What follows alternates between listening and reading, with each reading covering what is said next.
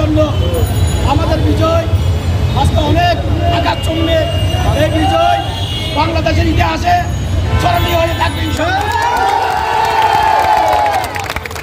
আমাদের ডাক্তারদের ভাইদের যারা শহীদ হয়েছে তাদের রোহে মাগফিরাত কামনা করছে এবং যারা গুলিবিদ্ধ হয়েছে তাদের সুস্থতা কামনা করছে।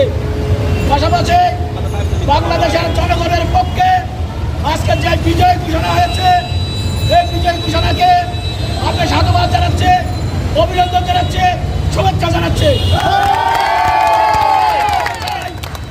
আমাদের নেতা জননেতা জনাব তারেক রহমান একটা বার্তা দিয়েছেন, সেই বার্তা হলো আমাদের বিজয়কে ধরে রাখার জন্য আমাদের সকল ভাইদেরকে ঐক্যবদ্ধ রাখতে হবে, দেশের সম্পদ রক্ষা করতে হবে, আমাদের দেশের সম্পদ। এই উৎসবকে অনেক করে দেখতেছি আমরা। আমাদের এই উৎসবকে বাংলাদেশ থেকে না সারা পৃথিবীর কাছে জানিয়ে দিতে চাই, স্বৈরাচারের পতনের পরে যে উৎসব পালিত হয় অন্যান্য রাষ্ট্র তার চেয়ে বেশি উৎসব পালন হয়েছে আজ আমাদের বাংলাদেশে। 100 বছরে বাংলাদেশে আওয়ামী লীগের শব্দ আসতে পারবে না, উঠতে পারবে না, আওয়ামী লীগ শব্দ থাকতে পারবে না।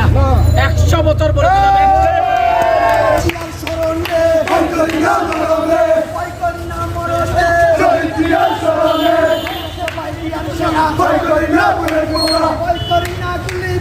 আমরা সবাই